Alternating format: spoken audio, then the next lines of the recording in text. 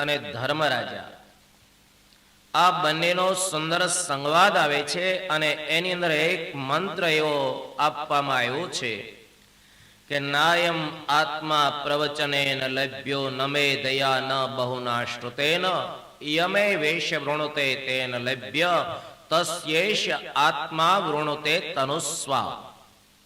બહુ સરસ મંત્ર છે કે નાયમ આત્મા, પરમાત્માને મેળવવાને વાસ્તે જીવનમાં શું કરવું જોઈએ? ભગવાન કાંઈ પ્રવચન કરવાથી મળી જતા નથી, અને જો પરમાત્મા પ્રવચન કરવાથી મળતા હોય તો જેટલા પ્રવચન કરતાઓ છે એને પૂછી લેવાનું કે ભગવાનની તમને ઝાંખી થઈ છે? પ્રવચન કરવાથી જો પરમાત્મા મળતા હોય તો ખરેખર એને મળી જવા જોઈએ. નાયમ આત્મા પ્રવચને ન લભ્યો નમે દયા ન બહુના શ્રુતેન. એકદમ કુશાગ્ર બુદ્ધિથી જો પરમાત્મા મળતા હોય તો આજનું સાયન્સ કેટલું આગળ વધ્યું, ચંદ્રલોક સુધી પહોંચ્યા, એને પરમાત્મા મળવા જોઈએ. બુદ્ધિ કોનું નામ કહેવાય? શ્રીજી મહારાજના શબ્દમાં જો કહું તો મહારાજ આજે બતાવી જાય છે કે નાથ ભક્ત બુદ્ધિશાળી છે, નહીતર 1 થી લઈ અને 10 સુધી એને ગણતાય નહોતું આવડતું. છતાં ભગવાન સ્વામિનારાયણ એને બુદ્ધિશાળી કહે છે.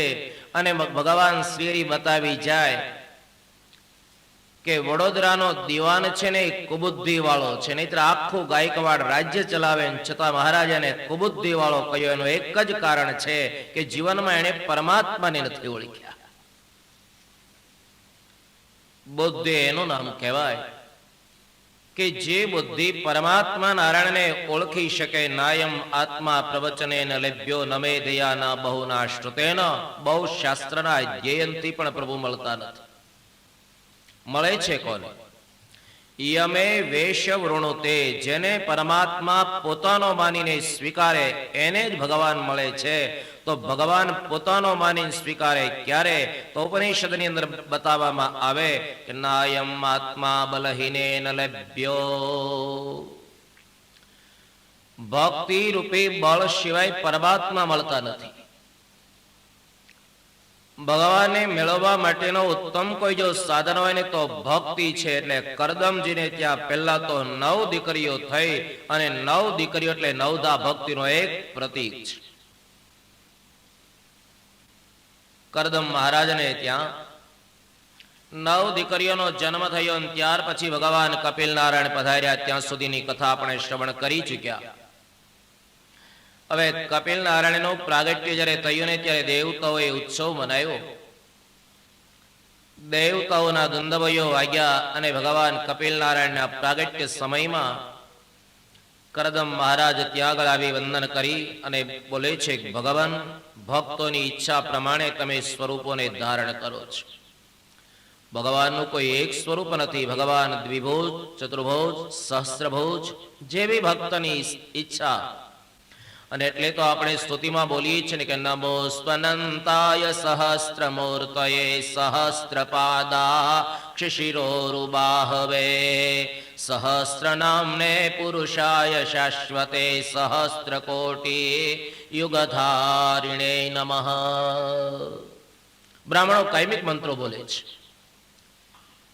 ભગવાન કપિલ નારાયણને કરદમજી કહેવા માંગે છે કે જેવી ભક્તની ઈચ્છા હોય ને એ પ્રમાણે તમે સ્વરૂપ ધારણ કરો છો. કરદમજીની સામે ભગવાન કપિલ બોલે છે કે પિતાજી, મારો જે અવતાર છે ને નષ્ટ થઈ ગયેલા જ્ઞાન માર્ગની પ્રવૃત્તિ માટે અને પ્રકૃતિ અને પુરુષ એનો ભેદ સમજાવવા માટે મેં જન્મ લીધો છે.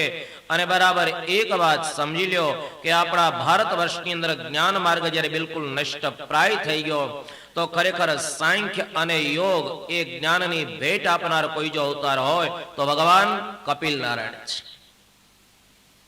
રામાયણમાં ઊંડા ઉતરો તો ખ્યાલ આવશે કે આ દેશની અંદર જ્યારે એક સાંખ્યનું જ્ઞાન અને યોગનું જ્ઞાન એ જ્યારે નષ્ટ પ્રાય થયું, અને એ જ વખતે લોકોને સાંખ્ય અને યોગના જ્ઞાનની ભેટ આપનાર કોઈ જો અવતાર હોય તો ભગવાન કપિલ નારાયણ છે. કપિલા અવતાર એટલે ખરેખર એક જ્ઞાનાંશ અવતાર છે.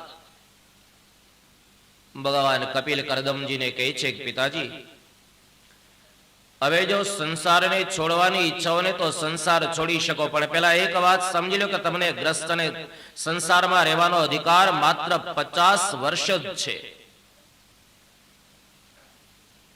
એ તો આવતીકાલે જયારે કથા આવશે ને ત્યારે હું બતાવું છું કે 3 વર્ણને જનોનો અધિકાર છે: બ્રાહ્મણ, ક્ષત્રિય, વૈશ્ય.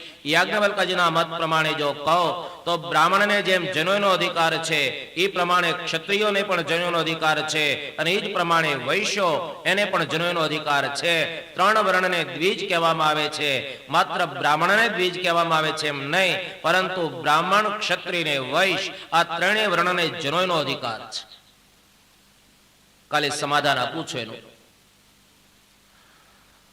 તો એક ધર્મશાસ્ત્રનો નિયમ છે, આપણી આયુષ્યના 4 ભાગ પડ્યા છે. જનોય મળ્યા પછી ઋષિઓના આશ્રમમાં ગ્રસ્તો પોતાના બાળકોને મૂકતા 25 વર્ષ સુધી તો અભ્યાસ કરવાનો અને 25 વર્ષ ગ્રસ્તાશ્રમમાં રહેવાનો. 50 પૂરા થયા પછી આપણી જિંદગીનો ઉત્તરાર્ધ શરૂ થાય છે. જીવનની 2 સંધ્યાઓ છે. 50 વર્ષ સુધીની જે આપણી અવસ્થા છે ને એ જીવનની પૂર્વ સંધ્યા છે, અને 50 પછીની જે આપણી અવસ્થા છે એ જીવનની ઉત્તર સંધ્યા છે. પછી આખી સંજ્ઞા બદલાય. 50 પૂર્ણ થાય પછી શું આવે? 51. એટલે હવે ઘરને લાયક નથી, વનને લાયક. 50 પૂર્ણ થાય ને એટલે ધીમે ધીમે વ્યવહારમાંથી નિવૃત્તિ લઈ અને પરિવાર વ્યવહાર સંભાળે એટલો તૈયાર થઈ જાય. વ્યવહાર પરિવારને સોંપી અને ધીમે ધીમે આજે વ્યવહારમાંથી નિવૃત્તિ લઈ અને 50 પછીની જે જિંદગી છે એ ખરેખર ભગવત પરાયણ બનાવવા માટેની જિંદગી છે. પ્રાચીન કાળ તો એ હતો કે 50 પૂર્ણ થાય એટલે વાનપ્રસ્થાશ્રમમાં દાખલ થવાનું, પરંતુ હવે તો એ યુગ રહ્યો નથી. અને એટલા જ વાસ્તે જીવનના ઉત્તરાર્ધમાં જ્યારે દાખલ થાવ, પરિવાર જ્યારે વ્યવહાર સંભાળે એટલો તૈયાર થઈ જાય, પરિવારને વ્યવહાર સોંપી અને પછી આપણું જીવન ભગવત પરાયણ બનાવવું જોઈએ. એ જિંદગીનો ઉત્તરાર્ધ છે. કપિલ નારાયણ કરદમજીને કહે છે કે પિતાજી, સંસારને છોડવાની ઈચ્છા હોય ને તો મારી ના નથી, પણ એક વાત સમજી લ્યો કે સંસારને છોડતા પહેલા એટલો વિચાર કરજો કે મારો ત્યાગ શા માટે? કામ્યાનામ કર્મણામ ન્યાસ સંન્યાસમ કવયો વિદો. ભગવા પહેરી લેવા એ ત્યાગ છે. અને એટલે તો હું કથામાં વારંવાર એક ટકોર કરીને કહું છું કે કપડાથી કોઈની સાધુતાનું માપ ક્યારેય નહીં કાઢતા. કપડા એ સાધુતાનું માપ નથી. માણસની પ્રકૃતિનો ખ્યાલ ક્યારે આવે કે વ્યક્તિના યોગમાં જ્યારે તમે આવો, વ્યક્તિની નજીક જ્યારે તમે આવો ને ત્યારે માણસની પ્રકૃતિનો તમને ખ્યાલ આવશે. કામ્યાનામ કર્મણામ ન્યાસ સંન્યાસમ કવયો વિદુ. ગ્રસ્તાશ્રમ ભોગવ્યા પછી તમને ભગવા પહેરવાનો અધિકાર 500 વર્ષ પછી છે. જેણે ગ્રસ્તાશ્રમ કર્યો છે અને ગ્રસ્તાશ્રમ કર્યા પછી 25 વર્ષ તો વાનપ્રસ્થાશ્રમમાં રહેવાનો, અને 25 વર્ષ વાનપ્રસ્થાશ્રમમાં રહ્યા પછી 500 પૂરા થાય 76મા વર્ષમાં જ્યારે તમે દાખલ થાવ અને એ જ વખતે ભગવા પહેરવાના. જીવનમાં છોડવું એ મહત્વનું નથી, પણ છોડ્યા પછી જે અહમ છૂટવું ને એ બહુ કઠિન છે. અહમ કઈ એક જાતનું નથી. કેટલાને ત્યાગનું અભિમાન, કેટલાને જ્ઞાનનું અભિમાન, કેટલાને સંપત્તિનું અભિમાન, કેટલાને સંતતિનું અભિમાન, કેટલાને રૂપનું અભિમાન. અભિમાન કઈ એક જાતના નથી, અભિમાન તો અનેક રીતના છે. અને એ તો આગળ કથા આવશે ને ત્યારે હું બતાવીશ કે માણસે ગમે એટલી ઊંચાઈ મેળવી હોય ને વ્યક્તિને ઊંચેથી જો પછાડનાર હોય ને તો અભિમાન છે. હમણાં દક્ષ મહારાજાની કથા આવશે ત્યારે હું બતાવું છું કે દક્ષ પ્રજાપતિ એને જો ખરેખર પછાડ્યા હોય ને તો અભિમાને જ પછાડ્યા છે. ભગવાન નારાયણજી કરદમજીને કહે છે કે પિતાજી, ભગવા પહેરતા પહેલા વિચાર કરજો કે મારો ત્યાગ શા માટે છે. વેશ બદલવાથી વ્યક્તિ નથી બદલાતી. કદાચ ને વેશ બદલ્યો, સફેદ કપડા ઉતારીને ભગવા પહેર્યા, વેશ બદલવા છતાં જો વૃત્તિ નથી બદલાણી તો વેશ બદલવાથી કોઈ ફાયદો નથી. સોનાના ઘડામાં જળ ભરવાથી કાંઈ ગંગાજળ બની જતું નથી.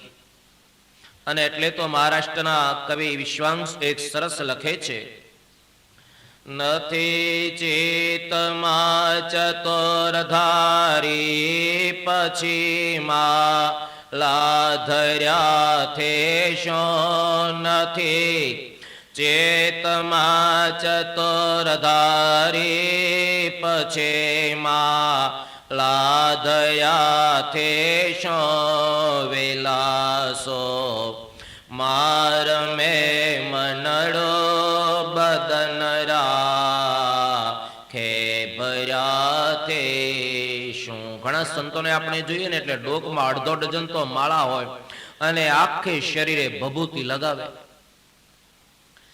આખે શરીરે ભભૂતિ લગાવે, ડોકમાં અડધો ડઝન માળા પહેરવા છતાં મન જો ભગવાનની મૂર્તિમાં નથી તો એ માળા પહેરવાથી કોઈ ફાયદો નથી. અને એટલે જ મહારાષ્ટ્રના કવિને લખવું પડ્યું છે, નથી જા મોહ ઈશ્વરમાં જપન જા પોજ પ્યાથે શો નથી જા મોહ ઈશ્વરમાં જપન જા પોજ પ્યાથે શો રમે છે ચિત્ત રમણીમાં પછી ભગવારયાથી શો નથી કઈ શુદ્ધતા મનની પછી સાધુ થયાથી શો નથી કઈ શુદ્ધતા મનની પછી સાધુ થયાથી શો બનીને દાસ લક્ષ્મીના જપન જા પોજ પ્યાથી શો. મહારાષ્ટ્રના કવિ વિશ્વાંસના શબ્દો છે. એટલે ઘણી વખત માણસ જીવનમાં છોડે, પણ છોડ્યા પછી જે અભિમાન છૂટવું ને એ બહુ કઠિન બાબત છે. ઉજ્જૈન મહારાજા ભરતુરીએ કેટલું છોડ્યું છે. 92 લાખ માળવાનો ધણી ભરતુરી, એને જીવનમાં કેટલું છોડ્યું છે. એક પિંગળાનો કડવો અનુભવ થયો, અને એ તો આપ સૌ કોઈ જાણો છો કે પિંગળાના કડવા અનુભવ પછી 92 લાખ માળવાનો ધણી મહારાજા ભરતુરી એને ભગવા પહેરી લીધા છે. અને એક નિયમ છે કે જ્યાં સુધી સંસારની અંદર ટન ન લાગે, ધક્કો ન લાગે ને ત્યાં સુધી ભાન ન થાય કે આ સંસારમાં સુખ નથી.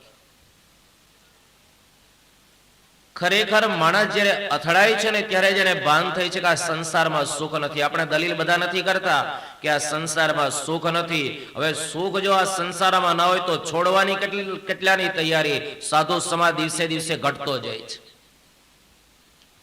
કેમ જીવનમાં નથી છોડી શકતું, નથી છૂટતું ને એનું કારણ અદ્ભુતાન સ્વામી અદ્ભુત તત્વાખ્યાનમાં આપ્યું છે.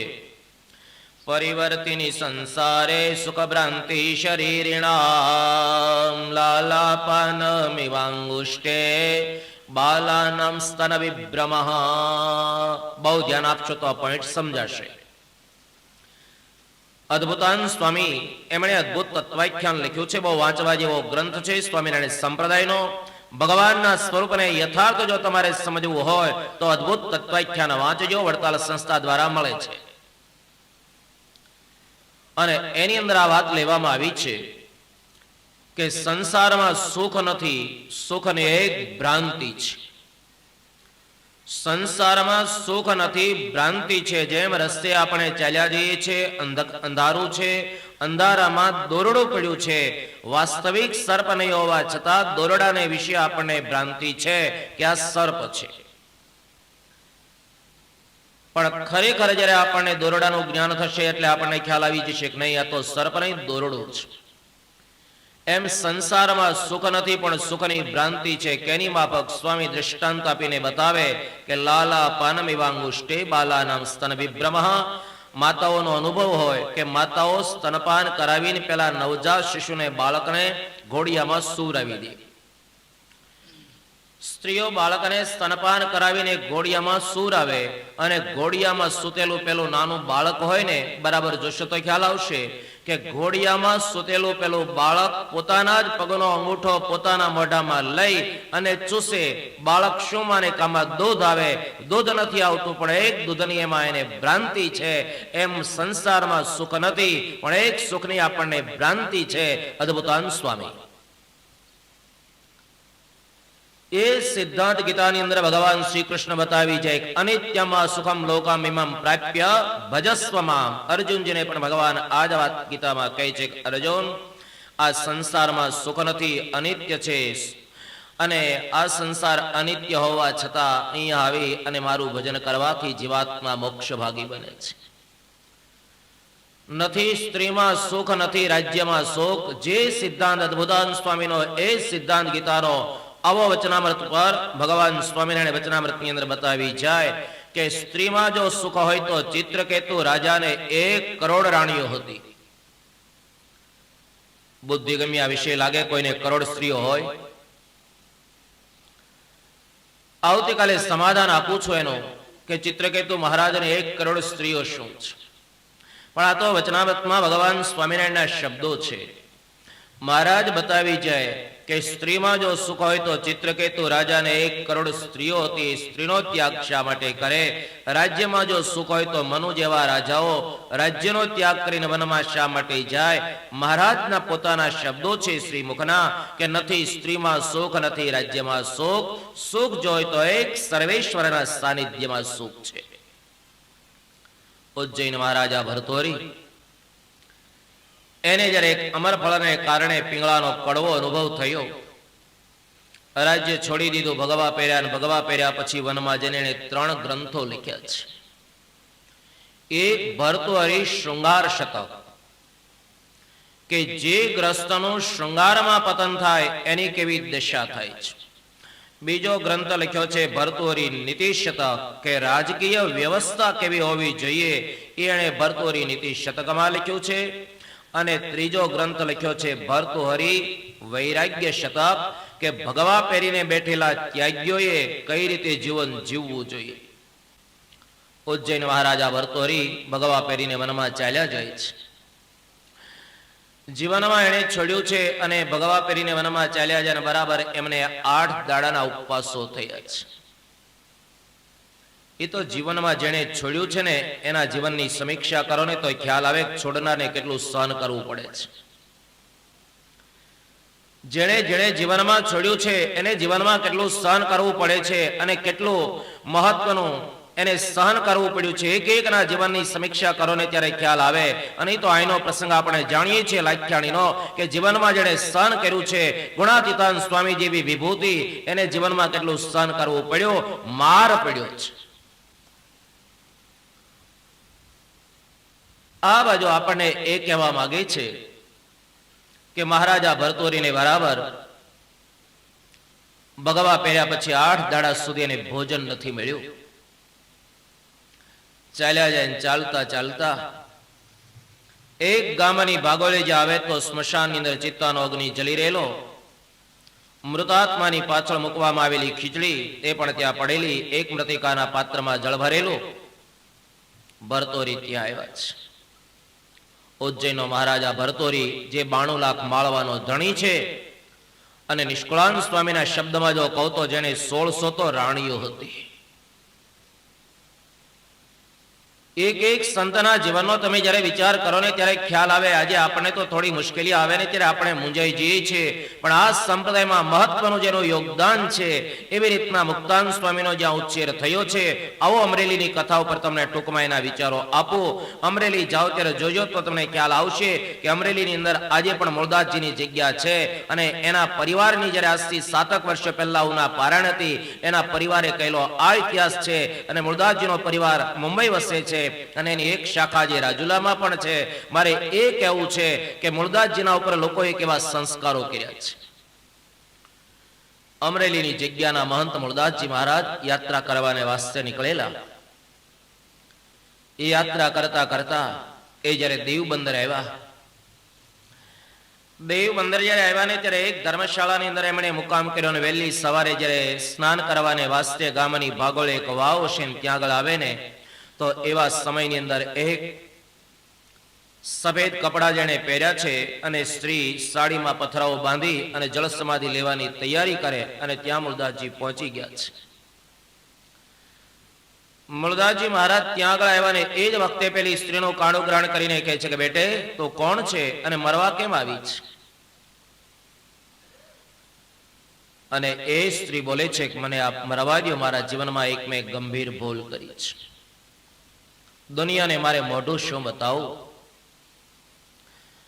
હું જૈન સંપ્રદાયની સાધ્વી છું. મારા જીવનની અંદર મેં દીક્ષા લીધા પછી એક ગંભીર ભૂલ કરી અને મારું નામ છે રતનબાઈ. જૈન સંપ્રદાયની દીક્ષાનો સ્વીકાર કરવા છતાં મારા જીવનની અંદર એક મેં સાધ્વીની દીક્ષા લેવા છતાં એક આ ગંભીર ભૂલ થઈ ગઈ અને પરિણામે મેં એક નિર્ણય કર્યો કે સમાજમાં આવું કલંકિત જીવન જીવવા કરતા મૃત્યુ પસંદ કરી લો. અને ચૈતન્ય મહાપ્રભુએ ત્યાં સુધી બતાવ્યું છે કે ભગવા પહેર્યા પછી, સાધુ થયા પછી જો ખરેખર આવી અધાર્મિક ઈચ્છાઓ રહેતી હોય તો એના કરતા તો મૃત્યુને પસંદ કરજો. જીવનની અંદર ત્યાગ કર્યા પછી જો જીવનની અંદર આવા અધાર્મિક વિચારો રહેતા હોય, આવા પાપમય વિચારો જો રહેતા હોય તો આજે ચૈતન્ય મહાપ્રભુના શબ્દો છે કે એના કરતા તમે મૃત્યુ એ જ પસંદ કરજો. રતનભાઈ બોલે મને માફ કરો, મને મરવા દો. મૂળદાસજી મહારાજ બોલે છે કે બેટા, માનવના જીવનમાં ક્યારેક ભૂલ તો થઈ જાય અને એ ભૂલથી મુંજાય આત્મઘાત ન કરાય. શ્રીજી મહારાજે પણ શિક્ષાપત્રીમાં બતાવ્યું છે કે આત્મઘાત સ્તુતિર્થેપી ન કર્તવ્ય ચ ન કૃદા અયોગ્યાચરણાત્ ક્વાપી ન વિશોદ્બંધનાદિના. મહારાજ બતાવી જાય તમારા ગ્રસ્તના ધર્મની અંદર આ વાત લેવા છે કે તમારા જીવનમાં કોઈ એવી ગંભીર ભૂલ તમે કરી, અયોગ્ય એવું તમારાથી આચરણ થઈ ગયું તો એનાથી મુંજાય અને મહારાજ કહે છે કોઈ દિવસ આત્મહત્યા ન કરવી, આત્મઘાત ન કરો. જીવનમાં કદાચ ભૂલ થાય તો ભૂલ થયા પછી એનાથી મુંજાઈને આત્મહત્યા નહીં કરતા પણ ભૂલને સુધારવાનો પ્રયાસ કરજો. મૂળદાસજી મહારાજ રતનબાઈને કહે છે કે મારી દ્રષ્ટિ સામે હું તને મરવા તો નહીં દઉં. અને મૂળદાસજી મહારાજ મનમાં વિચાર કરે આને જો હું બચાવીશ ને તો મને 2 જીવ બચાવવાનું પુણ્ય પ્રાપ્ત થશે. રતનબાઈને કહે છે કે હું તને ખરેખર મારી દ્રષ્ટિ સામે મરવા નહીં દઉં અને મારા આશ્રમમાં ચાલ. અને એ જ વખતે રતનબાઈ બોલે છે કે બાપજી વિચાર કરો, હું જો તમારા આશ્રમમાં આવું તો જે અમરેલીની પ્રજા તમને ભગવાન તરીકે માને છે, જામનગરના મહારાજા જામ જે તમને ભગવાન તરીકે માને છે ને, એ ખરેખર તમારે માટે જે ભગવાનપણાની બુદ્ધિ છે, પૂજ્યપણાની બુદ્ધિ છે, આ લોકોનો ભાવ આખો ઉડી જશે તમારે વિશેનો. માટે મને લઈ જવાની વાત તમે છોડી દો. અને કદાચ હું તમારા આશ્રમમાં આવું અને હું સગર્ભા હોવાને નાતે મારા ઉદરથી બાળકનો જન્મ થાય તો મારે નામ કોનું આપવું કે આ પાપનો બાપ કોણ? મારે કોનું નામ આપવું? હું જૈન સાધ્વી છું. બોલતા બોલતા રતનબાઈના નેત્રમાં આંસુ આવી ગયા. અને એ જ વખતે મૂળદાસજી મહારાજ રતનબાઈને કહે છે કે જો બેટા, તું મારા અમરેલીના આશ્રમની અંદર ચાલ અને તારા ઉદરથી બાળકનો જન્મ થાય ને અને નામ તારે આપવાનું કે આ પાપનો બાપ અમરેલીની જગ્યાનો મહંત મૂળદાસ છે, મારે હું નામ તારે આ પાપ માટે આપવાનું. અને રતનબાઈ ત્યાં ધરાશય ઢળી પડ્યા વાયુના કિનારા ઉપર. પ્રસંગ આખો બહુ કરુણ છે. રતનબાઈના નેત્રમાંથી આંસુના બુંદ પડી જાય. હાથ જોડીને બોલે છે ગુરુ, એક તો મારા જીવનની અંદર એટલી મેં મહાન ભૂલ કરી, આવું મેં પાપ કર્યું અને તમારા જેવા પવિત્ર સંતનો હું નામ આપું, કયા જન્મમાં મારો છુટકારો થાય? જીવનમાં બને ત્યાં સુધી ભૂલ નહીં કરો. અને કદાચ જીવનમાં ભૂલ થાય તો એ જ ભૂલ ઈશ્વરના સાનિધ્યમાં જાય. એ જ ભૂલનો ઇકરાર કરતા નેત્રમાંથી આંસુના બુંદ પાડી અને ભગવાનની પ્રાર્થના કરી અને કહેજો. લાઠીનો કવિ કલાપી બતાવે છે કે હા પસ્તાવો વિપુલ ઝરણો સ્વર્ગથી ઉતર્યું છે પાપી તેમાં, ડૂબકી દઈને પુણ્યશાળી બને છે. તમારા જીવનમાં કોઈ એવી ગંભીર ભૂલ થાય ને તો મંદિરમાં જ ઠાકોરજીની સામે બે હાથ જોડી ઈશ્વરના ચરણારવિંદમાં માથું મૂકી અને નેત્રમાંથી આંસુ પાડી લેજો, પ્રભુ મારા જીવનની અંદર એક આ ગંભીર ભૂલ થઈ ગઈ છે. ભગવાનના સાનિધ્યમાં જઈ ઈશ્વરના ખોળામાં માથું મૂકી અને રડી પડો કે પ્રભુ મારા જીવનની અંદર જે ભૂલ થઈ છે એ ભૂલ હવે નહીં બને. રતનભાઈ એને સમજાવતા જે મૂળદાસજી મહારાજ બોલે છે કે જો બેટા, જીવનમાં કદાચ ભૂલ થઈ જાય તો એનાથી મૂંઝાવાય નહીં, તારે મારું નામ આપવાનું, મારા આશ્રમમાં ચાલ, ભલે દુનિયા મારે માટે ગમે એ શબ્દ બોલે. મૂળદાસજી મહારાજ રતનબાઈને લઈ અને પોતાના આશ્રમમાં અમરેલી આવ્યા અને આશ્રમમાં જ્યારે રતનબાઈને રાખવામાં આવ્યા ને તત્કાલીન અમરેલીના સમાજે મૂળદાસજી મહારાજ ઉપર કેવા સંસ્કારો કર્યા, અમરેલીનો ઇતિહાસ જ્યારે વાંચો ને ત્યારે ખ્યાલ આવે કે જે જામનગરનો જામ સાહેબ જેને ભગવાન તરીકે માનતો હતો, પણ એ જ જામ સાહેબને ખ્યાલ આવે કે મૂળદાસજી મહારાજ જે મારા ગુરુ છે અને પોતાના આશ્રમમાં પર સ્ત્રીને લાવ્યા છે, ખરેખર ખોટું કરી રહ્યા છે. ભગવાન પણાની જે ભાવના હતી ને એ ભાવના નાબૂદ થઈ જાય છે. અને અમરેલીના તત્કાલીન સમાજે તો મૂળદાસજીના ઉપર નહીં કરવાના સંસ્કારો કર્યા અને અમરેલીની બજારમાં એનો વરઘોડો કાઢ્યો. પણ એ જ રતનબાઈ આજે મૂળદાસજી મહારાજની જગ્યામાં હતા, સગર્ભા છે અને એના ઉદરથી જે બાળકનો જન્મ થાય એનું નામ છે રાધા, અને રાધા થકી જે બાળકનો જન્મ થાય એ સ્વામિનારાયણ સંપ્રદાયના મુક્તાન સ્વામી. આપણે તો એ કેવું છે કે જેણે જીવનમાં છોડ્યું છે એને કેટલું સહન કરવું પડ્યું છે. ઉજ્જૈન મહારાજા ભરતોરી સ્મશાનમાં આવે અને ચિત્તાના અગ્નિ ઉપર પેલી ખીચડી રાંધીને જમવાની તૈયારી કરે અને ત્યાં રસ્તા ઉપર ભગવાન કૈલાસપતિ અને માતાજી નીકળ્યા છે. બાવાની સામે જ્યાં જોયું ને તો શિવજી મહારાજને કહેવામાં આવે, બાપજી આ સ્મશાનમાં કોણ યોગીરાજ ઉભા છે? શિવજી મહારાજ બોલે છે કે દેવી, ઉજ્જૈન મહારાજા ભરતોરી. ઓ ભરતોરી, તો મને એમ લાગે છે કે આનો ત્યાગ મહાન કહેવાય. શિવજી બોલે છે કે દેવી એક વાત સમજી લે, કોઈ પણ ત્યાગીના ભગવા કપડા ઉપરથી એના ત્યાગ માટે જે અભિપ્રાય આપવો ને એ અવ્યવહારુ છે. ઘણી વખત આપણે બીજાના કપડા જોઈને આપણે ખરેખર એવો અભિપ્રાય આપી દઈએ, બહુ મહાન છે, બહુ ત્યાગી છે, બહુ મહાન. પણ વ્યક્તિના જીવનને ક્યારે સમજી શકાય, માણસ તો કેટલું જીવન પવિત્ર છે એ તમે ક્યારે સમજી શકો? રામાયણના સુંદરકાંડની કથા તમે જોશો તો ખ્યાલ આવશે કે હનુમાનજી મહારાજ જ્યારે જાનકીની શોધ કરવાને માટે લંકામાં દાખલ થાય, રાત્રિ કેમ લીધી છે? નહીતર મારુતિના જીવનમાં જે મુશ્કેલી દિવસના આવવાની હતી એ જ મુશ્કેલી ખરેખર રાત્રિના આવવાની હોવા છતાં હનુમાનજી મહારાજ રાત્રિ કેમ પસંદ કરે એની પાછળનું કારણ તુલસીદાસજી મહારાજ રામાયણમાં આપી જાય. હનુમાનજી મહારાજે મનમાં એક નિર્ણય લીધો છે કે માણસ કેટલો પવિત્ર છે, વ્યક્તિ કેટલી મહાન છે એનો ખ્યાલ ક્યારે આવે કે વ્યક્તિ જ્યારે એકાંતમાં હોય ત્યારે. એટલે રાત્રિ લીધી છે. માણસ કેટલો મહાન છે, વ્યક્તિ કેટલી પવિત્ર છે, એ વ્યક્તિ જ્યારે એકાંતમાં હોય ને ત્યારે ખરેખર એની મહાનતાનો તમને ખ્યાલ આવે છે. હનુમાનજી મહારાજ એટલા જ માટે લંકામાં રાત્રિમાં દાખલ થાય અને પહેલા તો લંકીની એનો ઉદ્ધાર કર્યો છે. લંકીની સાથે હનુમાનજી મહારાજનું યુદ્ધ થાય છે. જે લંકીની આજે લંકા નગરીની અધિષ્ઠાત્રી દેવી છે, બહુ સુંદર કથા રામાયણના સુંદરકાંડમાં પડી છે. તો ભગવાન કૈલાસપતિ ભવાનીને સમજાવતા કહે છે કે દેવી, આપ થોડીક ઉતાવળ કરી રહ્યા હો એવું મને લાગે છે. ભવાની બોલે, આના ત્યાગ માટે તમને હજુ શંકા છે? ચાલો આપણે પરીક્ષા કરીએ, તમે હારી જ જવાના છે.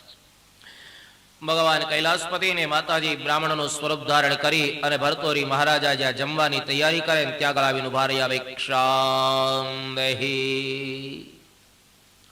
ભિક્ષાની માગણી કરી. ખીચડીનું પાત્ર ભરતોરીના હાથમાં છે. ઉજ્જૈન મહારાજા ભરતોરી ભગવા પહેરી અને ખીચડી જમવાની તૈયારી કરીને શિવજીએ ભિક્ષાની માંગણી કરીને ખીચડીનું સંપૂર્ણ પાત્ર શિવજીને આપતા કહે છે કે લ્યો લઈ જાઓ, અને ભવાની બોલે છે લ્યો સ્વામીનાથ તમે હારી ગયા. શિવ બોલે ઉતાવળ નહીં કર. શિવજી મહારાજ આજે ભરતોરીને સમજાવતા કહે છે કે યોગીરાજ મેં સાંભળ્યું છે તમને આ 9મો ઉપવાસ, તો આપે અમને સંપૂર્ણ ખીચડીનું પાત્ર આપી દીધું, તો આપ શું ઉપવાસ કરશો? ચાલો એક કામ કરો, આમાંની અડધી ખીચડી આપ લઈ લ્યો, અને ત્યાં માલપાનો અહમ બહાર આવ્યો છે. અહમ કાંઈ એક જાતનો નથી, અનેક પ્રકારનો અહમ છે. શિવજી મહારાજને કહેવામાં આવે છે બ્રાહ્મણના સ્વરૂપમાં ભગવાન કૈલાસપતિ છે, અને કૈલાસપતિને સમજાવતા ભરતોરી બોલે મને આપે ન ઓળખ્યો હું કોણ? 92 લાખ માળવાનો ધણી ભરતોરી, મહારાજા 92 લાખ માળવો